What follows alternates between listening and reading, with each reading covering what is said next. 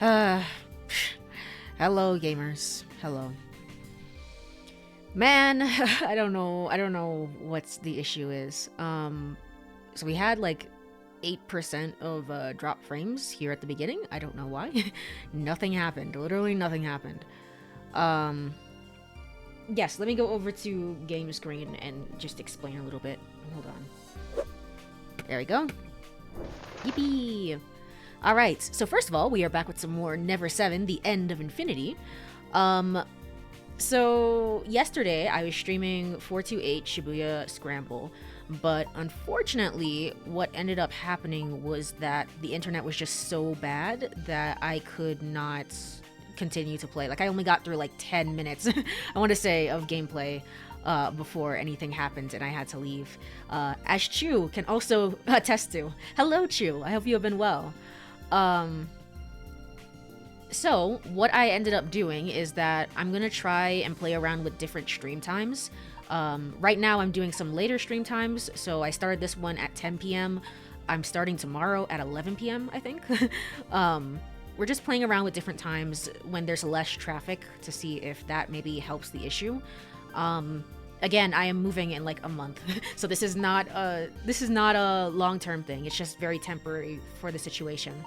But I'm hoping that I can do that and get away with that, so I don't have to really sort of pay anything extra or, you know, have to deal with anything around that. But yeah, we're just kind of testing the stream. Hopefully nothing major happens, like, you know, 8% of drop frames, because that's pretty bad. That's hopefully nothing major happens, maybe a few drop frames here and there, but that's fine. And we're just testing to see if this is a better time for me to stream. So let's just go ahead and hop into the game. A month. I know, it feels like a long time because it's like there's gonna be so many streams during that time and I want people to actually be able to watch them. So I don't know. We were here. Yes, we were here. Load the data. I have to resist, even if it seems futile. Right. Okay, so last time, a bunch of things happened. We learned that Izumi's sister, Kurumi, might not be actually Kurumi, but instead a clone as well. Saki was back on her clonist sort of attitude of being like, wow, you're a clone. Look at you. Oh my god, I hate clones. And that was kind of awkward. Haruka had a weird moment. It seems like maybe there's a little disconnect slightly. Between clones and, like, I don't know, like the first gen humans, I guess you could say, where Haruka got like a bunch of sea roaches and was like, hey, we're gonna eat them because I think that would be cool, and Kurumi was like, hell yeah, and everyone was like, what the fuck, no. So that was interesting, but it was all good. It was all, you know, relatively lighthearted, so nothing to worry about there. Clone Rumi, basically. And then finally, what ended up hhappening? Yes, we're spending some mandatory time here with, Yuka. Yuka is her name. And Yuka is like, hey, I know about the past time loops and the dreams and everything, and we're currently talking to a random child who has the bell of misfortune that we're both trying to get rid of. Which is kind of interesting. So there's time shenanigans, as well as clone stuff. So, oh, I saw that? Yeah. Yeah, a lot happened last stream. That was very crazy. I am going to persuade the girl to return the bell. I hurry to the girl, following Yuka, and bend down. Okay, so listen carefully to what I have to say, okay? This bell, you see? It's actually a very scary thing. It has a ghost trapped inside, and at night, the ghost comes out. And that ghost, it carves out the souls of people around and eats them up. So, you should leave that bell with me. Are you a crazy person, mister? Ah, shit, it didn't work. Alright, well, time to steal the bell from her. What? You're crazy too, right, lady? The girl looks back and forth between Yuka and me. Her eyes are watering. They're filled with sheer terror. Why are you out here in almost close to midnight? That's a better question. No, it's not like that at all. Daddy! Who's your dad? Suddenly, she lets out an ear-piercing scream. I'm flustered by the unexpected turn of events. I don't know how to handle the situation and simply panic. In the midst of all of this, the girl slips between Yuka and me and runs for the park entrance on clumsy feet. Several couples are giving me suspicious looks. So of course, I can't chase after her.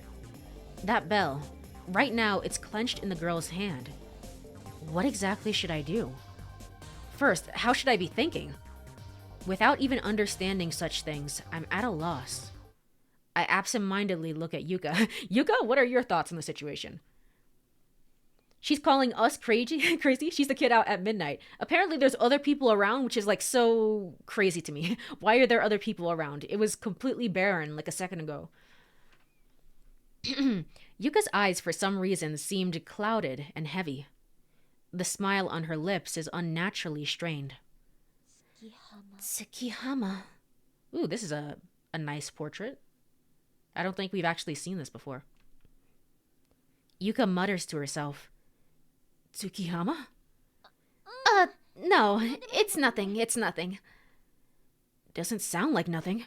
What's with that look? It's really nothing. Yuka averts her gaze, looking down. Hey, Yuka, there's something I want to ask. It's really important. I see. Maybe next time, okay?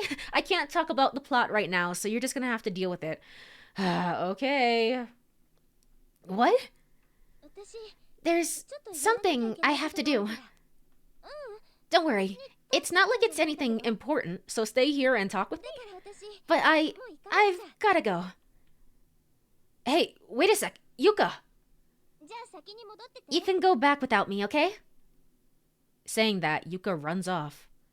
The parting look she gives me is so desperate I don't dare chase after her. Yuka's hiding something. I'm sure of that. However, I do know that now is not the time to ask questions. Is it ever gonna be the time to ask questions? For now, all I can do is wait for the right time. For Yuka to regain composure a bit more. I close my eyes lightly, letting the sea breeze hit me, so it can cool off my confused mind. Strangely, I can't hear any wind. The sound of my own breath seems unusually loud. It's as if I descended deep beneath the sea. In this lonely place, I've been thinking about only one thing. About Yuka. About Yuka and the bell. Oh right, Yuka also gave us a story last time about how you're just so similar to the guy that I used to love in middle school, which is a crazy thing to say in a world filled with clones. Just don't say that to me, ever. Yuka had spoken gently to the girl, but she was persistent in questioning her about the bell. And before that, when she saw I had picked up the bell, she asked me, "Why do you have that, Makoto?" In other words, Yuka recognized it. That bell. How? How does Yuka know about that bell? But the truth remains a mystery. Unless I can get the real story from Yuka. There's another way. Even more significant issue swirling... There's another more even significant issue swirling in my mind. That bell appearing before me once again. It's undoubtedly the same bell I saw in my dream. If that's the case, how could it be that that dream I had... No, it can't be true, can it? Hold on, give me 1 second. Alright. What the hell am I saying? It's just mere coincidence. Just mere coincidence. Am I going to clean everything up with that one phrase again? Explain all odd stuff that's been happening over these past few days with that one phrase? Well, apparently so. I don't know. I don't understand anything anymore. I can't think of anything I can say with confidence. No matter how much I focus on the sea breeze, it doesn't clear the confusion in my brain. Rather, as time passes, things seem to get more complicated, And now, I can't even find the starting point anymore. Everything is coincidence. For real, for real. Yep, this whole game is just a bunch of coincidences. Don't even worry about it. At the end of the at the end of the week, we're just gonna go home. And that was the game. That was the game. It was pointless slice of life stuff. It's like being at the bottom of the sea. Where should I climb? Where should I go to climb back up? In these depths where no light can reach, I can't even distinguish between up and down. My head throbs with pain, and my stomach twists and turns in anguish. So, how to take things from here? First of all, what should I do? To untangle this mess, I need to find some clue. The bell. Finding that bell is crucial. I can deal with Yuka after. Right now, the top priority is locating the young girl who took the bell. Doing something easier than worrying about it. With that in mind, I quietly open my eyes. Oh, okay. Tsukiyama Hotel. Or Tsukiya even. Tsukiya Hotel. The first place that comes to mind here is right here, the Tsukiya Hotel. Judging by its appearance, that girl was undoubtedly a tourist with her family. If that's the case, she must be staying at this hotel. I approach the hotel's automatic doors, but before I can enter, they suddenly open. Out comes the young girl. All right, cool. I rush up to the girl and ask her, That bell from earlier. Ah, you're that person from earlier. I really need that bell back. I gave it away. Gave it away? Who'd you give it to? Hey, look, isn't this cute? The girl ignores my question and casually takes something out of her pocket. Oh, she gave it to Yuka then. Well then, what is Yuka gonna do with it? She's obviously not gonna keep it. She knows that, like, keeping it is a bad omen, right? In the palm of her small hand, there's a familiar keychain. The keychain has a chubby cat mascot character attached to it. Yuka. It is without a doubt the keychain Yuka said she had bought at the souvenir shop yesterday. But it's so cute. It is very cute. It is very, very cute. She swapped this with me for the bell. Yuka did? Yuka? Is this cat's name Yuka?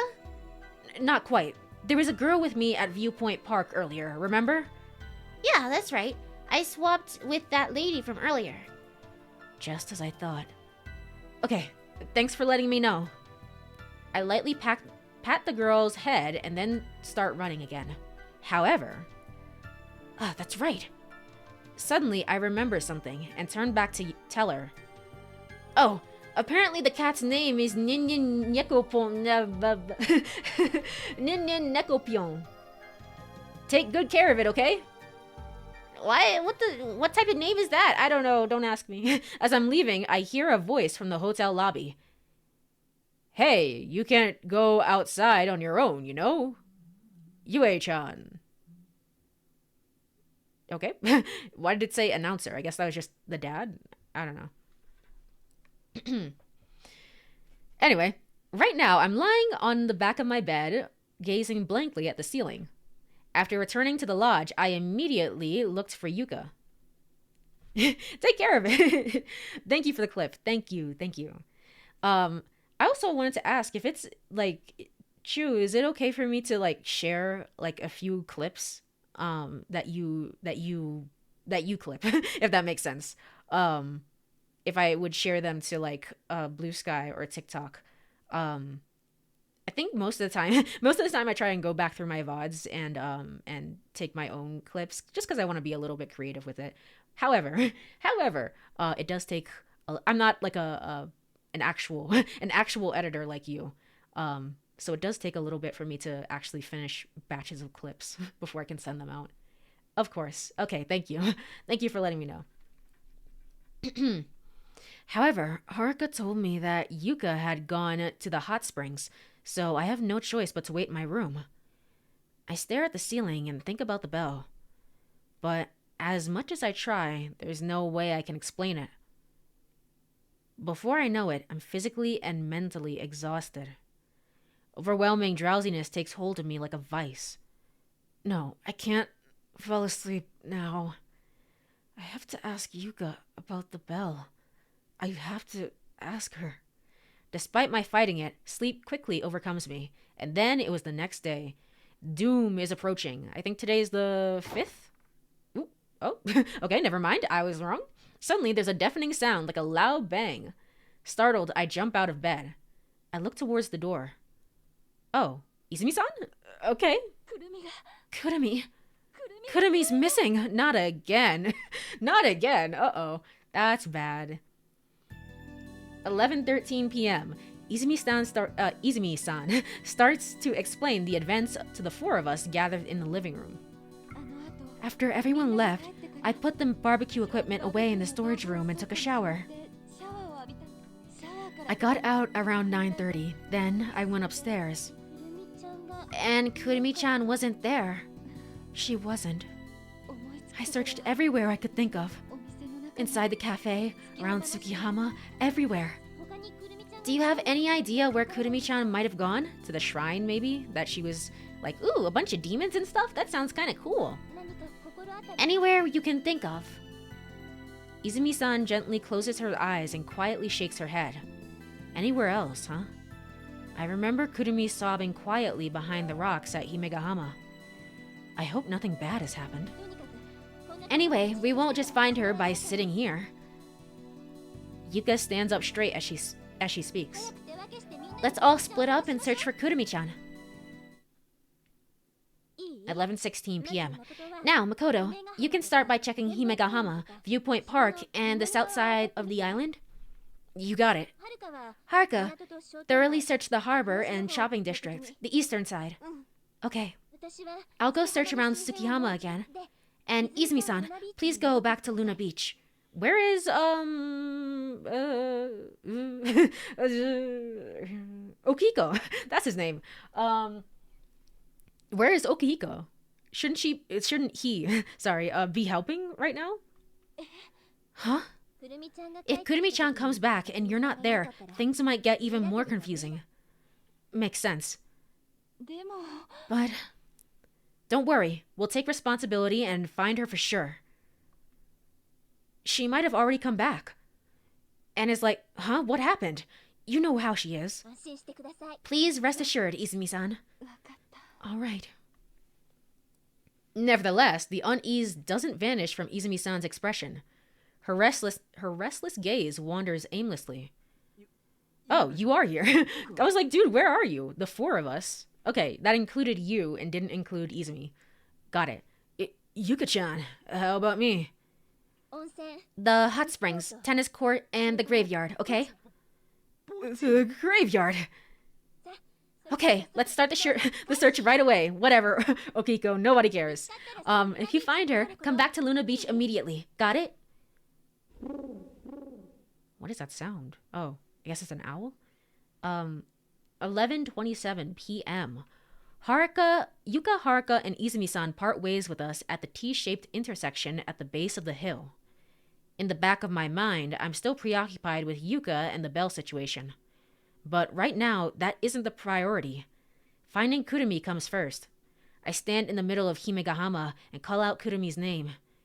Hey! Kurumi! I shout into the darkness. However, there's no response. The only sound I hear is that of crashing waves. I glance down and see remnants of our barbecue scattered on the sand. It looks so lonely, a stark contrast to the lively atmosphere just moments ago, before Saki kind of ruined everything, but okay. Kurumi. I can't help but mutter her name under my breath. I lightly kick a piece of charcoal with my toe and leave Himegahama. Where could Kurumi be? I glance left and right, running along the coastline as I search. I walk among the trees. The moonlit cherry blossoms glow faintly in the darkness. Kurumi! I walk along the tree-lined road, shouting loudly. Yet there's no sign of anyone here. 11:49 p.m. The moonlight shimmers on the pitch-black sea. The lighthouse makes a sharp metallic sound as the light rotates. In the end, I can't find Kurumi. I lean against the railing and look from south to north. To the north, I can see Tsukihama. There are small lights on Luna Beach's open terrace. Come to think of it, I've seen this lighthouse from Tsukihama before. It was the night before last. Izumi-san said that if you confess to your crush under this lighthouse, your love will come true. So I'm probably going to bring one of the girls here once the game decides, like, oh, you've been hanging out a lot with Izumi. You're gonna take Izumi here. At the end of the week. I don't know, something. Something will happen. After that, the conversation shifted to the shrine. The shrine? That's right, there was a shrine. And the night before last, she invited everyone on a mystery tour. With a discontent look on her face, even after she was scolded by Izumi-san. I immediately started running toward the Shikinomori shrine. Uh-oh. 11:54 p.m. I pass through the cherry blossom-lined path and reach a paved road. There, I bump into Yuka. Yuka, so, did you find her? No, I didn't. I even asked the people at Tsukiya Hotel, but nobody saw her. I see. Got it. I answer her and start running again. Wait, where are you going, Makoto? I hear Yuka's voice from behind me. It's not like that. I shout this back to her mid-run. An idea. So, where? And we didn't respond? We just whatever, who cares? Bring another person with you. It's supposed to be the demon god forest. Okay, sure. I mean, it's not really. That's what they said. Right, Izumi-san said that was a made-up story, so it's probably not true, but still, people go missing here all the time. Here. I point, showing Yuka. You mean the shrine? Okay, you did follow us. Good. Yeah, the Shikinomori shrine that Izumi-san told us about. Could Kurumi-chan really be here?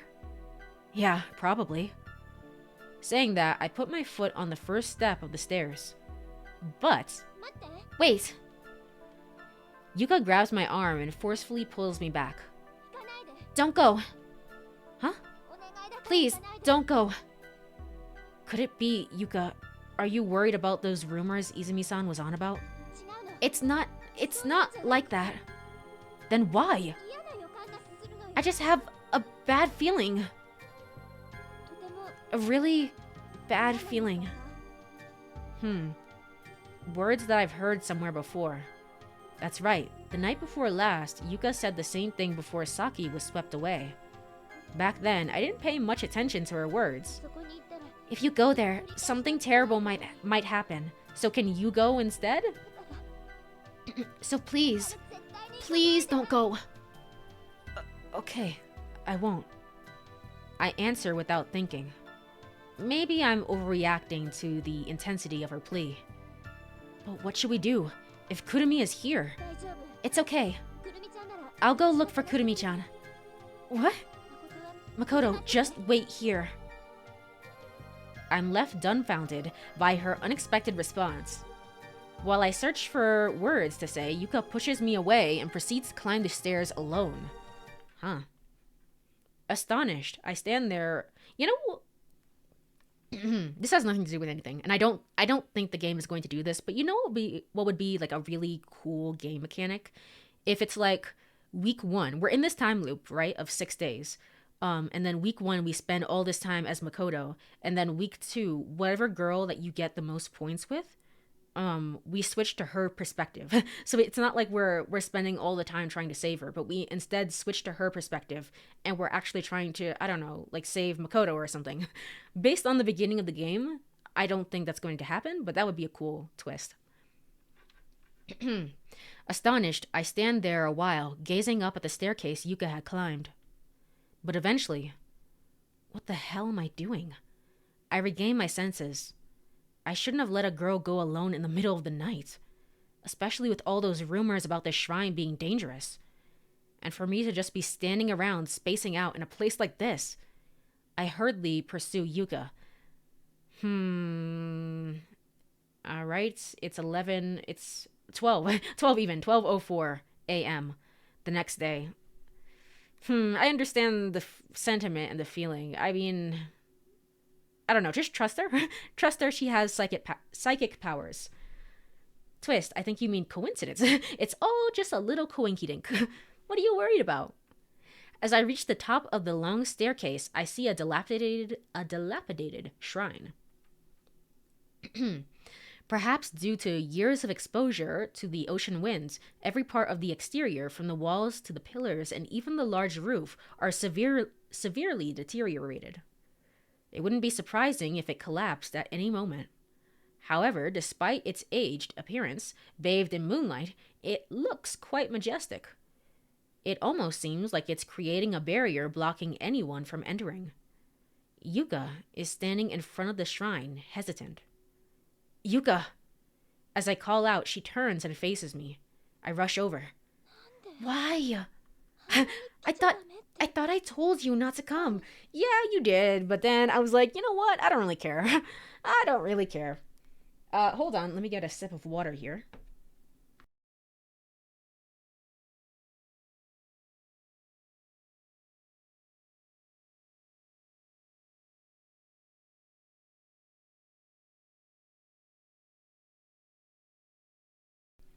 All right. I can't answer her. I gaze up at the shrine's entrance without even looking at Yuka's face. The door is wide open for some reason. Wide open, yet Yuka stands still, hesitating to enter. She probably feels frightened about stepping inside. Kurumi! I call out to no response. Somewhere in the distance, an owl hoots. Whoo! I finally gather my courage and step into the shrine. And hopefully I don't die here. One cautious step at a time, I enter the darkness, my eyes straining to see what lies ahead. Yuka follows close, hiding behind me. And then, the next moment... Kurumi-chan! Oh, there she is. She has certainly a look in her eyes. We find her surprisingly quick. She's collapsed in the middle of the floor. Her vacant gaze makes her look lost in a dream. Seeing this, Yuka rushes to Kurumi's side, her expression filled with concern. I assume that maybe she's here because her past self was here at some point. I don't know. She just knows. She doesn't know that she's a clone, but she has a feeling. And I think that's why she ran away. I breathe a sigh of relief. First and foremost, she's safe. Feeling at ease for a moment, I look around. The space is almost a perfect square. The walls and ceiling are coated with red paint, but most of it has peeled off due to weathering. There's a small shrine in the center of the slightly raised floor near the entrance.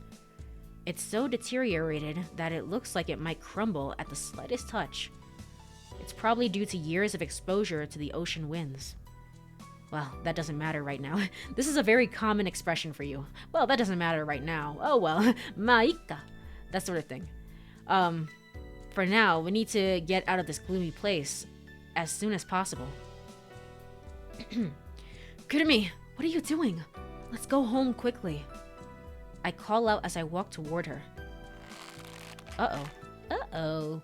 The decaying floor creaks ominously beneath my feet, and then... I remember this place. Kurumi suddenly whispers in a very small voice. I've been here before. Huh? But Kurumi-chan, didn't you say you didn't know about this shrine? Yuka asks. Yeah, but... Kurumi mumbles her words. Well, let's get out of here for now. We can talk about it later. Kurumi briefly glances at me standing at her side and nods faintly. With Yuka supporting her, Kurumi quietly stands up. And at the moment we begin to make for the exit even. The sound of a bell? How? It comes from behind us. I was drawn toward the sound and started walking toward the source. Looking back, I noticed Yuka's right behind me. Oh, right. Yuka has the bell. Man, you couldn't have put that, like, I don't know, maybe in your dresser in your room, like you had to take it with you? Kurumi remains by the exit, frozen in place. It's always the bell. It's a warning bell. The bell rings again. In the moonlight streaming in from the exit, I could see that it isn't the same bell I've been encountering. Oh, it's a different one. Oh, that's not good. It hangs from the eaves of the small shrine-shaped building. It resembles the bells that people ring during worship that hangs from those ropes. It's just a bit larger than the one in my dream. The bell is the villain of the game, calling it. The final boss is just a giant bell, and we take a rock and we have to smash it. It just keeps running around, like it keeps rolling around like woo, woo. Yet, why has the bell rung? I gently place my hand over it. I feel a faint breeze coming from somewhere. A draft? I look around, searching for any source of the breeze. I find nothing out of the ordinary. I examine the bell once again. Upon closer inspection, I notice there's a piece of torn washi paper affixed affixed behind the bell. It's a talisman. It's written in an old-fashioned cursive script and says, "At the end of the spring rain, at the tip of the cape, with the ringing bell, time melts away." Seems like a waka poem, but what could it possibly mean? Well, it sounds like it ties into the themes of the game. Time melts away. Yuka suddenly mutters. Yuka, do you know what this means? No. Alright, let's go back on the double. Let's get back on the double, okay? Everyone's worried about you, Kurumi-chan. Yuka turns and starts walking for the exit. I have a vague feeling that something's amiss, but I follow her. Alright, 12 a.m. Kurumi, Yuka, and I, we leave the shrine and walk toward the stairs. Does that mean that everyone who has been here in the shrine is gonna remember time loops? So that would mean Kurumi remembers the loops as well. So she's a clone and she remembers the loops, is what we're saying. But then that means Haruka doesn't remember. How? I thought Haruka showed vague signs of remembering. We leave the shrine and walk toward the stairs. Just one step away from the stairs, Yuka turns around. I follow her gaze. The shrine floats dimly in the darkness. Beneath its roof hangs a long wooden placard. Shiki no Mori is written on it. Ew, that was kind of ominous. 12:20 a.m. Perhaps because we are now under a streetlight, Kurumi and Yuka look a little more composed. Are we gonna see Kurumi and Clonumi at the same time if they both go in the shrine? That would be crazy if so. That's actually a good point. I mean, we haven't said that Kurumi's original is dead per se. So if she comes back at some point and she's in the shrine, and Kurumi meets her, that would be really bad. That would be really, really bad. However, they aren't quite back to their usual cheerful selves. It's clear they've got a lot on their minds. But Kurumi-chan, why in the world were you in there? Yuka asks her gently. Well, after the barbecue, after coming back to Luna Beach, I just couldn't sit still. At first, I was on my way to see the cherry blossoms. But then, I suddenly remembered the shrine. I see. Hey, you gotta promise to keep this a secret, okay? A secret? Yes, don't tell Big Sis about it, ever.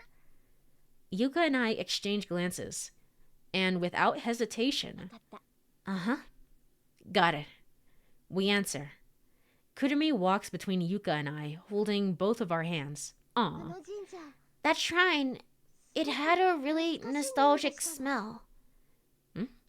It smelled like the hand-me-down clothes Big Sis gave to me when I was little.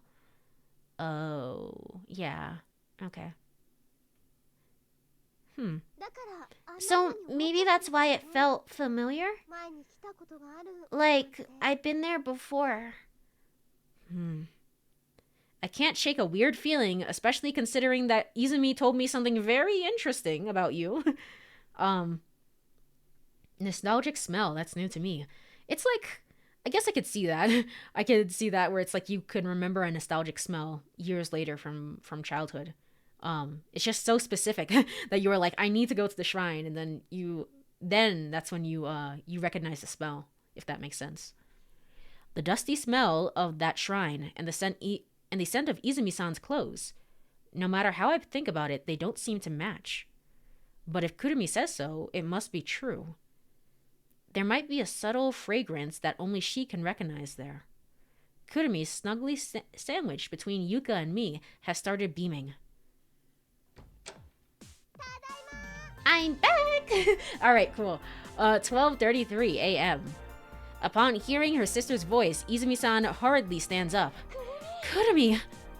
Just where have you been? She sticks out her tongue playfully. Don't you tell me! You worried us all so much, true. Kurumi shrinks down. Now apologize to everyone. I'm sorry. My lord, honestly. Izumi-san sighs in exasperation and plops into a chair. Tehe? It's just like she loves saying that when the most serious things are happening around her. Scanning the room, I can see everyone's here. Yay! Anyway, it's good that we found her. Shall we head back now? Since you're all here, how about having some coffee? During midnight? No. No, it's already late, so we'll head out.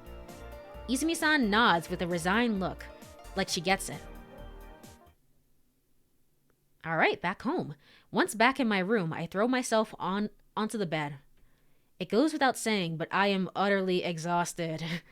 As I close my eyes, I'm immediately drawn into the world of dreams. Alright, now it's the 5th. Yes, April 5th, Friday. I wonder, do the dates actually match up with this year, or are they off? Hold on. And I mean, this is keeping in mind that this is based in Japan, so it's not, it's not 1-to-1 here because I'm in America. Friday would be okay. The 5th for me is on Saturday of this year. So, oopsie daisy. And I wake up. It's not like I had a nightmare or heard any strange noises. It's a slow, natural awakening. I look at my watch. 2:50 a.m. It's only been a little over an hour since I fell asleep. Yet I don't feel sleepy at all. I feel surprisingly clear-headed, like I could do some tough math problems.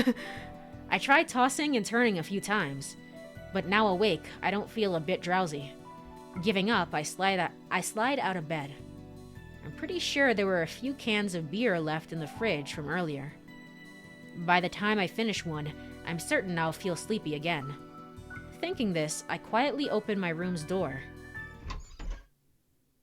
2:56 a.m. The living room is deserted, of course. The now silent room is so still, it feels lonely. I can hear Okuiko's quiet snores coming from the loft above. What? I thought you said quiet snores? I thought you said quiet snores. Hey, wait! Suddenly, a booming voice from Okuiko. Startled, I look up. This is bad. Not enough energy. Not enough. Seems like he's talking in his sleep. Okay, well, I'm gonna assume that's a very normal dream about normal things. Ugh, good lord, what kind of dream is Okiko having? I don't know, something about, cloning technology because he's rich and he has all the resources in the world. I sigh and place my hand on the refrigerator door. And then, I hear a noise coming from the terrace. Ugh, that's kind of scary. Leaving the refrigerator door, I walk towards the entrance. 2:58 a.m. Changing into outdoor sandals, I open the door and step outside. Ugh. There's a dark figure sitting in the corner of the terrace. It's not a horror game. All right, Courie, it's not a horror game. It's okay. You'll be fine. Just in case I'm looking away from the screen. A dark figure. No, it's... Okay, cool. Yuka. Ah, Makoto. Good morning. Good morning. What are you doing out here in the middle of the night? Oh, the stars. I wanted to see them. The stars? I turn my gaze upward. Oh. I can't utter a word. A starry night sky. A sky showered with stars. I know, it's pretty, right? No mere words can describe its beauty. Countless stars, pale and radiant, cover the vast expanse of the heavens. It's a storm of stardust. Although it feels like I can reach out and touch them, the infinite distance, or perhaps eternal time they convey, creates a sense of mysterious, shimmering brilliance. Witnessing this miraculous sight, I've forgotten how to breathe. Hey, over here. I look over at Yuka's voice. What? I look over at Yuka's voice. Yes, I look over at her voice, the thing that you can physically see, of course. And she's sitting in the middle of the short staircase leading from the terrace to the ground. She's lightly beckoning me over. I follow her invitation, descending the steps and sitting down beside her. Once again, I peer up at the night sky. See? Beautiful, right? The stars. I'm completely lost in the ocean of stars. When you see a beautiful scene like this, they often say your heart is cleansed, right? That's really true, isn't it? It feels like the fog in your heart gets whisked away somewhere. Like that. Come to think of it, when I saw those cherry blossoms, I felt the same way. Cherry blossoms? Those words suddenly bring me back to reality. That's right. I have to ask her about when we went to the cherry blossoms. Yeah. Why did you know about the bell? Please just ask her. Why did you have to retrieve the bell from the girl? And why do you still have the bell? I've been searching so long for a chance to be alone with her. Isn't this the perfect chance? Hey, Yuka? I turn to face her.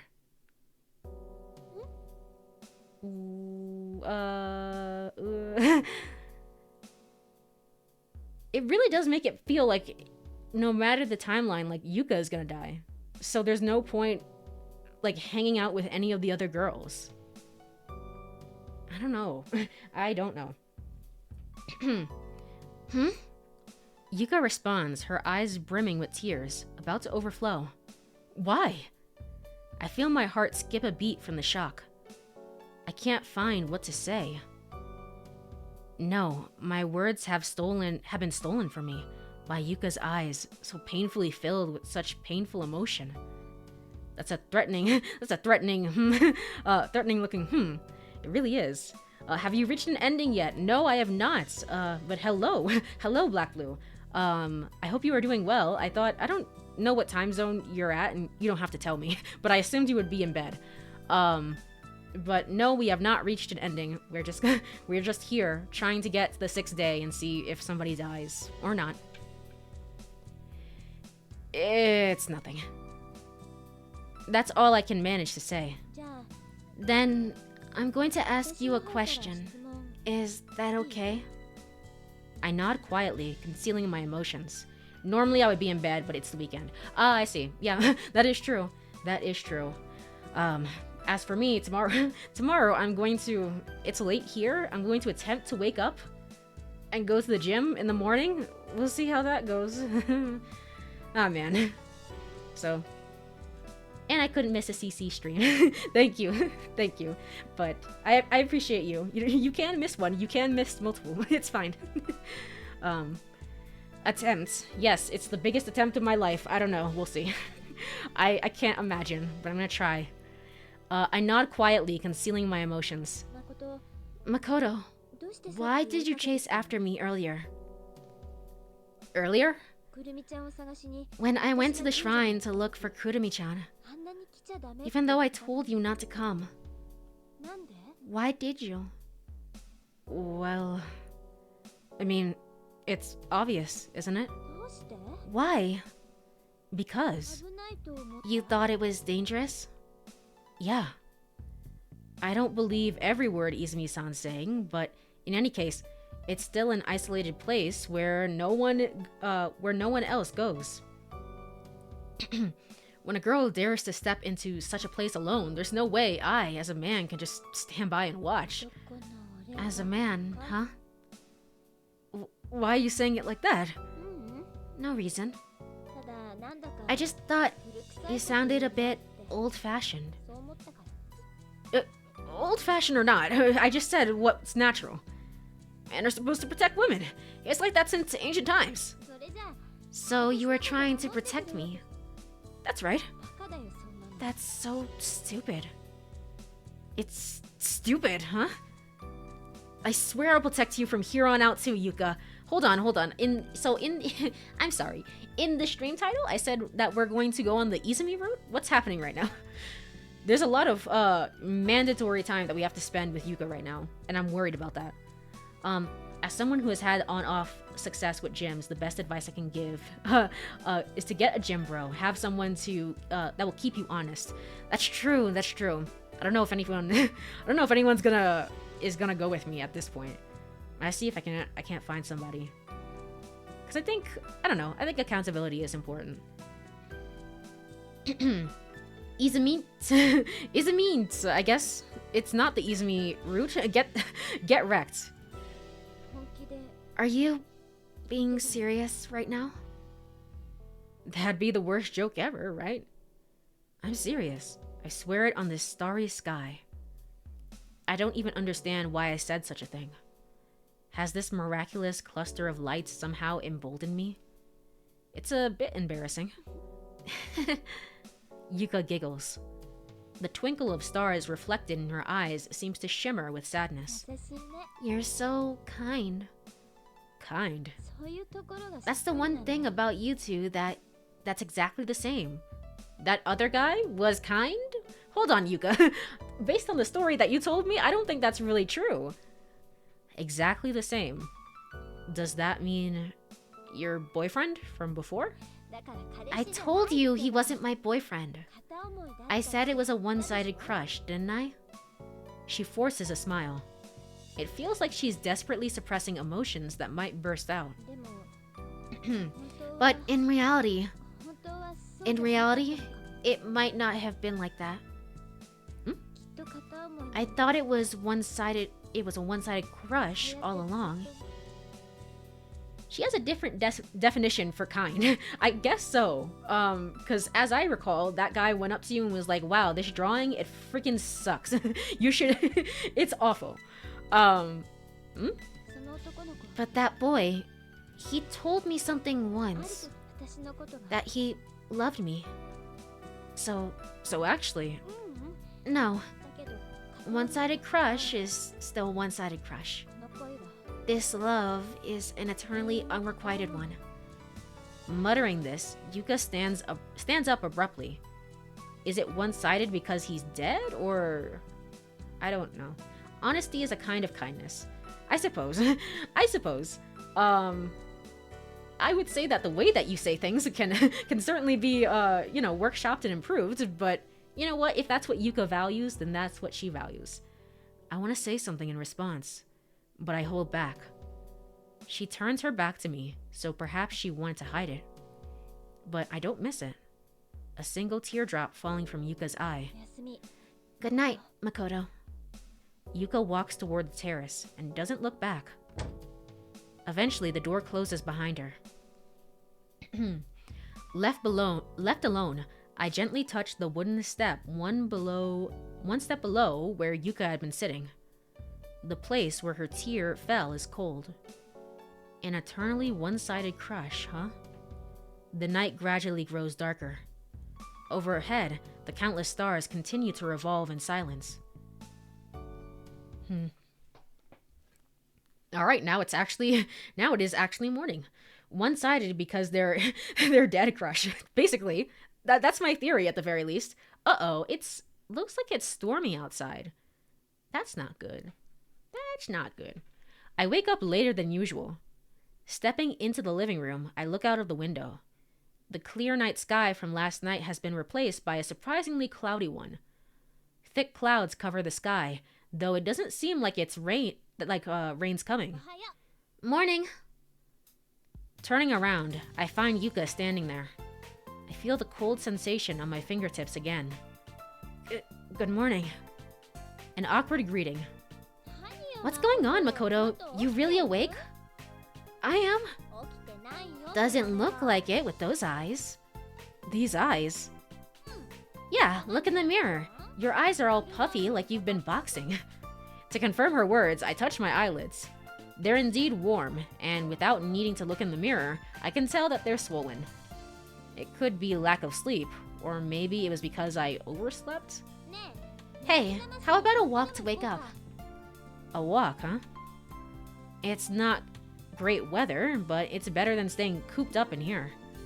Plus, there are still things I need to ask her. Today, no matter what, I have to get those answers. Come on, you can do it. Alright, then I'll let Haruka and Okuhiko know. No, don't say anything to them. Don't say anything, let's just go. Huh? No what? That we're going for a walk. Think about what happened with Kurumi yesterday. We don't want them worrying needlessly. Ah, I see. But I don't think there's a need for that. Why not? Haruka left early this morning. Why? She's gone fishing again. Oh, okay, well good for her. Thank you for the alert, Chu. Thank you. And Okiko? It seems Okuhiko went to Saki's. Huh? Saki's? Why again? Well, maybe he feels a little bit of guilt. In the end, Okiko's the one who caused trouble between Saki and Haruka. It seems like Okuhiko feels kind of responsible, so he wanted to make amends with Saki. Did Okuhiko actually say that? He didn't say it explicitly, but, well, it seemed like that's what he meant. Okay, because I was like, there's no way he would be that honest. That's not him. I'm surprised that Okiko has a serious side to that, side like that to him. They might be meant for each other, those two. I mean, both of them are the type who have kind hearts but are too shy to show it, right? That's one way of seeing it. What Yuka's saying, somehow it makes sense to me. But no, I do get it. I do see it. So, yeah, let's get ready and go.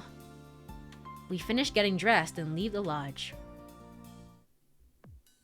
11:54 a.m. I'm a bit worried about Haruka, I don't know, fishing in such cloudy weather alone, but I don't know, I guess she'll be fine. The air is eerily still. There is no sound of branches rustling or birds singing. It's like time has frozen entirely.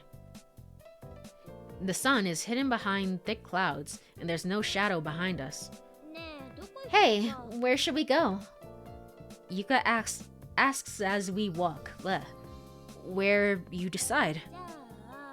Then, how about we go to Luna Beach and have breakfast? Sure. Well, it's more like lunch now, isn't it? It's pretty late. Despite the gloomy weather, Yuka remains as cheerful as ever. She is in such a good mood that I hate to bring up a serious topic, but you have to do it. Come on, come on. But I have to talk about it no matter what. I gather my courage and ask, "Hey, Yuka? What? About what happened yesterday with the bell." As soon as I bring it up, Yuka's expression clouds up. Oh, that... Gosh, that little girl sure was rude, calling me ma'am and all that. I heard. You met that girl yesterday evening. Do you have the bell with you now? That doesn't involve you, right? It does involve me. I accidentally raised my voice. Come on, tell me, Yuka. You have the bell now, right? Why, Makoto? Why do you want to know so badly? Do you know about that bell? That's my line. Why do you know about that bell, Yuka? Why do you have to exchange that keychain you liked so much just to get it back? Sorry, I just can't tell you that. Fine. If I tell you why I know about the bell, will you tell me then? I don't know. Yuka. We continue walking along the forest path in heavy silence. Come on, y'all. We have to say something. Come on. 12:05 p.m. Eventually, we reach the coastline. Luna Beach is just 15 minutes away. But before we get there, I know I have to find out the truth. We can't be competing like this. I make up my mind to lay everything on the table. I almost wonder, like, genuinely, I brought it up last time, but like the Kagero Days Vocaloid song, where it's like, I guess spoilers for like an 11-year-old Vocaloid song, if you care, if you care at all. It's a song about a boy who's trapped in a loop with a girl that he likes, and she keeps dying in like horrible ways. And so eventually he finds a way to cheat the system and he dies in her place. But it's revealed that basically they're in the time loop together and they're both aware of it, and you know, they're both trying to save each other, essentially. And I almost wonder if that's what it is. Like Yuka's like trying to save me as well. I give up. You win. I'll tell you everything. I come to a halt. Yuka turns to face me, listening. That's just the premise of all you need is kill. True, true. That's a better way of explaining it. Yeah, basically, man, I've not read that in a while. At this point, I don't care about you or the bell anymore. I just want you to carefully listen to what I'm about to say. You definitely won't believe it. Or you might think it's too crazy to be true. Not might. You'll definitely not believe it. It's a great manga, sad that the movie kind of ruined it. I remember, so there's a manga adaptation, and oh shit. Legit, I think I have some of the manga adaptation, but I don't think I've actually read it. Uh-oh. Oopsie daisy. That's kind of awkward. I have it somewhere in a box. In a box somewhere, it's packed away. It is real. But it's originally based on a novel, and that's what I read, and that's how I know the story. The novel was pretty good, but I assume the manga would be better for like visuals and stuff. Sad that the movie, I've heard mixed things about the movie, so I don't know. Edge of Tomorrow? Edge of Tomorrow, yeah. Although they announced recently that they're making an anime adaptation of it. So I guess we don't have to worry about that. I don't know, it's an anime movie, I think. So that will be interesting. However, everything I'm about to tell you is the absolute truth. I'm not making it up. Please understand that. Let's go back to that morning. The morning when you groggily barged into my room. Just before that, I had a dream. A really hopeless dream. A hopeless dream?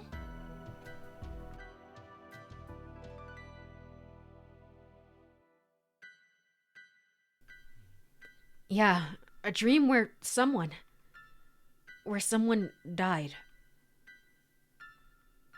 On Saturday, April 6th. I don't remember the exact time or place. I didn't even know who the person was. But within that person's lifeless hand. Wait a second. Wait a second. Yuka shakes her head frantically. It can't be. You're not telling me the object in that person's hand was a bell? How could Yuka know that? A chill runs down my spine. That's right, isn't it? Struggling to hide how upset I am, I nod awkwardly. Why? Why wait so long to bring it up? I mean, why did you wait so long to bring it up, you know? Wait so long? What do you mean by wait so long? What are you talking about, Yuka? Hey, Yuka? Yuka is silent. However, it seems her silence doesn't mean she's ignoring me. She's deep in thought, desperately searching for an answer, is what it looks like to me. All I can do is wait. Makoto. Yuka suddenly mutters my name. Listen, Makoto? Calm down and listen, okay? I swallow hard. The dream you had... Actually, I had the same dream. Huh? Also, on the same morning, the morning of the 1st. But to be precise, it wasn't a dream. Wait a second, Yuka? Makoto, please, hear me out till the end. Shut up. Shut up and listen to me. I don't say another word. I said I didn't remember what happened in the dream. But that was a lie. I really do remember it. Of course, just like you, I don't remember the exact details, like the location and the time. That's... That's something I never even considered. It turns out that the hopeless dream Yuka had mentioned was the exact same dream that I had. This revelation leaves me in complete shock. Why didn't you tell me? My words sound like they're coming from someone else, as if I struggle to process the information. How could I tell that to someone? That I had a dream where someone died? You couldn't tell anyone. You didn't tell anyone, did you, Makoto? Besides, that morning when I went to your room, you seemed completely unaware of things. Huh? So, I thought at the time that it was just a dream. What I said about being a hopeless dream wasn't a lie. I get it, but I don't. I shake my head, trying to clear my thoughts. I need to focus on Yuka's each and every word. I can't afford to be lost in confusion now. But then, after a certain point, I began to think that it might not have been just a dream after all. I think it was on the 3rd, at 4 p.m. After I went to the shopping district with Kurumi-chan, I decided to go through Tsukiyama to get back to the lodge. On the way back, I found that bell lying on the beach. It's because I threw it away. Oops. Oops. That's awkward. Okay. So that was when I was with Haruka and Saki had like her big moment. Her big reveal of like, did you know that Haruka is a clone? I don't think you know that. You found the bell? At Tsukihama? So, Yuka, you picked up that bell at Tsukihama before the girl did? Yuka nods solemnly. I got scared. I mean, it was exactly the same. The same bell as in the dream. It was right when Kurumi-chan was behind me, tying her shoelaces. So I just threw it, before she could notice, threw it into the sea as far as I could. Ah, I see. It makes me genuinely curious as to what happens if you try to destroy the bell. Like, what happens? Does it just keep rolling away? It's like the Chef Boyardee commercial where it's like it falls off the shelf and it rolls all the way to the house. You know? Like, I don't know what happens. So this is where you started to think that might not have been just a dream after all. It's just indestructible. You take a giant boulder, you try and crush it, it's still there. It's like perfectly pristine. It's like, what the hell? Of course, even then, I still wasn't sure, but this is utterly insane.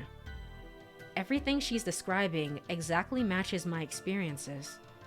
The bell I threw into the sea on April 1st washed up on the shore again. Yuka found it on the afternoon of the 3rd, and she also threw it back into the sea. And then... But you know what? That bell, it washed back onto the shore once again. That girl, she said, I found it by the seashore, shaped like the moon, didn't she? Yeah. I got so confused, and I didn't know what was happening.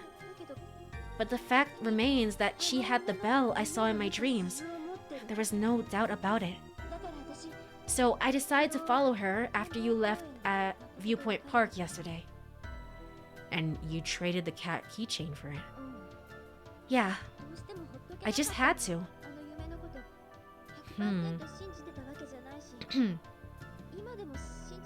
I wonder if it's maybe Yuka it's Yuka and me against like somebody else. So like maybe Izumi is gonna end up with it, and then Izumi dies, and then we both get sent back. We're both in the time loop together essentially. Even though I still don't want to believe in that dream at all. It was something I couldn't ignore. But it's not about logic. I just felt I had to get it back, no matter what. So, do you still have it? The bell. As I press her for an answer, Yuka shakes her head softly. I don't. She speaks in a soft voice. What did you do with it then? Threw it away. Well, it's gonna come back. Threw it away? Where? Into the sea. You threw it into the sea again? But this time, I'm sure it won't wash ashore again. This time, for real, for realsies. How can you be so sure? Because I threw it in from Viewpoint Park. If I threw it from all the way there, it won't wash up no matter what the waves do, right? Right? Uh-oh. Did you really get rid of it? Yeah. You watched it sink beneath the waves, right? I watched it with my own eyes, so carefully. Well, good then. I sigh while trying to say this. It's a sigh of relief. For now, the matter of the bell is resolved. Of course, there are still many unanswered questions. The premonitions, the prophetic dreams, and why Yuka and I had the same dream at the same time. However, now that the bell is gone, those things seem unimportant. If that bell is gone, there's no way the dream will come true. Oh boy, we're gonna be biting our words in like a second. In other words, whether a premonition or some prophetic dream, it doesn't matter anymore. Or are things really that simple? Is everything just resolved like that? Something isn't clear. There's something bothering me in the back of my mind. Perhaps because of the way Yuka phrased things. Besides, that morning when I went into your room, you seemed completely unaware of things. So I thought at the time that it was just a dream. What I said about it being a hopeless dream wasn't a lie. What's bothering me here? Why do I feel a strange discomfort hidden in Yuka's words? I ask her, acting on impulse. Hey, Yuka, you're still hiding something, aren't you? Yes, yes I am. Okay, well, okay, cool. Way more honest than Akane ever was, essentially. As I expect. However, her casual response isn't what I expect. But I can't tell you what it is yet. Why? Because I'm still not sure. Because I can't say with certainty that it's true. So could you just wait a little longer? Just a little longer? I think all the riddles will be solved pretty soon. Riddles? But Yuka, I think it's faster to solve these riddles together rather than thinking about them alone. Yuka doesn't answer. She's like, whatever, I don't care. She furrows her brow, lost in thought. And then finally speaks. Saturday, April 6th. Which means tomorrow, right?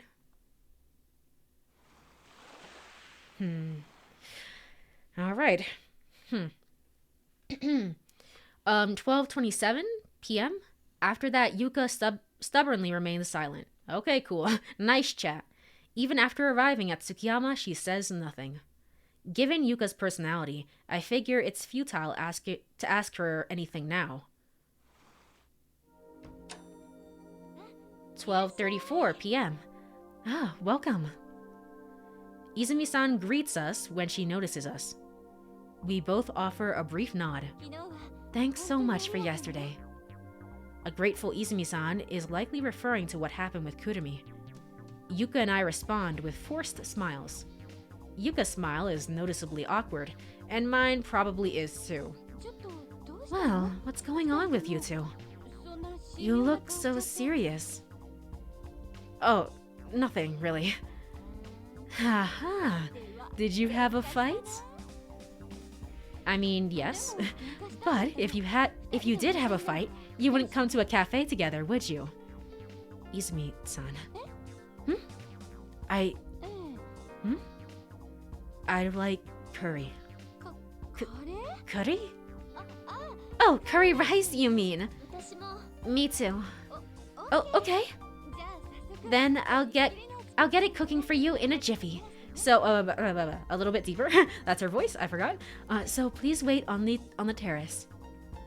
Izumi-san says with a curious tilt of her head and disappears into the kitchen. 4:29 p.m. We finish our curry and each have 3 cups of coffee. 3 cups of coffee? That's crazy. That's insane. That's not real. That's not real. I don't believe it. I guess there are people who have multiple cups of coffee, but that's like throughout the day. Who has 3 cups of coffee all at once? Because the sun is hidden behind clouds, we lose track of time. I look at my watch. I realize that several hours have passed since we arrived here. The entire time, Yuka and I haven't exchanged a single word. Izumi-san seems to have understood our situation and wisely leaves us alone. She's such a mature person. Then, suddenly... Ah, you're here! Kurumi arrives. What's going on, you two? You look so serious. Did you guys fight? But if you did have a fight, you wouldn't come to a cafe together, would you? Kurumi's holding a mug. Inside is some warm milk. Thinking back to that day, I can't help but feel nostalgic for Yuka having a great time making dumb jokes. Just talking about palindromes all the time. Hey, really, what's going on? Big bro, Yuka-san. Nah, it's nothing. Really. It can't be nothing, right? With such a serious vibe. You're both dealing with something big, aren't you? I said it's nothing. Don't worry, my lips are seals, tighter than a bank vault. I'll listen to your troubles. Romantic troubles, financial issues, or perhaps you're contemplating the meaning of life? I mean, something like that. Kurumi continues to inquire. She's still quite a kid. Hey, Kurumi, it's really not a big deal. We're just feeling a bit down because of the bad weather. Is it really it? Yeah. Really? Truly? Yep. Well, I guess it's fine then. They truly are sisters. They really are. Doesn't seem like she's convinced, but I managed to persuade her for now. Oh, that's right. Kurumi speaks as if she's remembered something. Big bro, can I give you something nice? Something nice? Hold on a sec. With that, Kurumi gets up. We watch as she dashes up the staircase next to the entrance and disappears onto the 2nd floor. And just then... I got it! Yuka exclaims suddenly. What the hell? It's just as I thought! Yuka staring at Kurumi's abandoned mug. What did you figure out? Makoto, follow me! As she says this, Yuka abruptly vaults over to the terrace railing. Where are you going? I am bewildered by the sudden turn of events. Just shut up and come on! Alright, cool. I have no choice but to follow Yuka's lead. I get a running start and jump down from the terrace onto the sandy beach. 4:34 p.m. Upon landing, Yuka, who had been waiting for me, turns around and starts running across the sand. I quickly follow. We climb over the breakwater and reach a road that runs along the coastline. Yuka keeps on running. And finally, we arrive at... Oh, the shrine. The Shikinomori shrine. Okay, we're back here again. Why did Yuka come here? I wait for her to explain. Right now, she has her hands on her knees and is trying to catch her breath. After a deep breath, Yuka turns to me. Makoto, do you remember when Izumi-san told us about the shrine? You mean when she mentioned the demon god? Yeah. Izumi-san said that at this shrine, there were incidents of people being spirited away, right? Yep. Being spirited away. People mysteriously disappearing. You mean like a portal through time? Essentially? Possibly? Well, in the end, we proved it was just superstition, right? After all, yesterday, Kurumi, you and I stepped into this shrine. Yeah. And it's not like we stepped out into an alternate timeline. That would be weird and crazy, right? Yet, as you can see, none of us went anywhere. But that alone doesn't prove that it's just a superstition, right?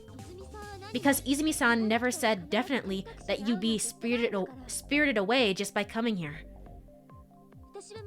I actually came to believe in being spirited away because of what happened yesterday. What are you talking about? Huh? Why? Do you remember what was written on the talisman? The one on the back of the bell? It was something like, at the end of the spring rain, at the tip of the cape, something... You're forgetting the most important thing. The most important thing? At the end of the spring rain, at the tip of the cape, with the ringing bell, time melts away. Time melts away part. Oh, when the bell rings, though. You have to ring the bell. And that's how we restart over and over again? Huh? Don't you get it? What it means? Huh? Makoto's just like, I don't know. Can you explain the plot to me? I'll figure it out eventually. It means being released from the flow of time is sent to a different time. So it's talking about time travel. What now? Vanishing from the flow of real time. That's what Izumi-san meant by being spirited away. Interesting. How does that work? Wouldn't that imply the use of multiple timelines? Because it would be like, where did the... So Kurumi, the old Kurumi went here, right? I mean, presumably. The old Kurumi went here, rang the bell, got spirited away, like trapped into another past. But she's on a different timeline now. For the people that are still here, like that's still their reality and their timeline. And in their timeline, Kurumi is still missing. So a clone was made instead. Right? I think. Are you seriously saying that? Yes. Really now? Did you bring me all the way here just to tell me this far-fetched story, Makoto? It's not far-fetched. Just listen to me to the end. I'm not done talking. I'm stunned silent by her emphatic tone. Well, I know it sounds hard to believe. I probably wouldn't believe it either if I were you. I couldn't be sure of anything with just this. So there's a reason I've been so quiet, is because I wanted to find some decisive evidence. And now you've found that evidence. Yes. Makoto, can you please read the letters over there? Yuka's finger points toward the shrine's eaves. A long horizontal sign hangs there. Shikinomori is written on there. Shikinomori, so what? Try reading it backwards. Huh? Yuka, are you thinking of some stupid palindrome again? Just read it, shut up! The opposite of Shikinomori would be Mori no Kishi, right? Oh. What's the Japanese onyomi from Mori? To, I think. And what's the Japanese kunyomi for shi? I believe it's Sakasa. Try reading it like that. So there's no need to read no. Toki tsukasa. Oh. Oh. Meaning time control? Oh my gosh. Wow. That's actually surprisingly smart for you to figure out, because Makoto would not have gotten that. Congrats, Yuka. You finally get it. This shrine doesn't look like it was built recently, right? If, hypothetically, it was built a long time ago, then reading it from right to left would be the correct way, right? Oh, I suppose. I suppose. Possibly, yeah. In that case, this shrine's official name wouldn't be Shikinomori Shrine, but Time Control Shrine. That's right. In essence, it's a shrine dedicated to the god of time, in actuality. Huh. There's a reason she's so good with palindromes while drunk. I know, it was all practice leading to this specific moment. Amazing. Get it? How the hell could I get it? You still don't believe it, huh? Of course. What you're saying is just baseless speculation that doesn't even qualify as circumstantial evidence. It is kind of a Kane core though, where it's like, well, if you did this and did this and you read it backwards, and it's like, this obviously means this, and so this must be it. And it's just like, Akane, what the hell are you talking about? The official name is Toki Tsukasa? So even if we assume that's true, so what? Time melts away. Just because it's written on a talisman doesn't make it evidence for time travel. I was literally about to compare it to Rakane. It is. It literally is her. The prototype. The original Akane. The rumors of being spirited away are the same. Such things are just superstitions. This place is perched on a steep cliff, so it's very dangerous for children to play here. That's precisely why they spread these superstitions to scare children away from entering. See? None of this is clear evidence. It's just unreasonable to expect me to believe this based on just that. Makoto, why are you being so standoffish? Huh? You actually have noticed some things, right? I've noticed things? What have I noticed? Well, never mind. Evidence, right? If it's evidence, I have some, you know. Rather than evidence, it's more like witnesses, though. Interesting. Hold on, let me get a swig of water here.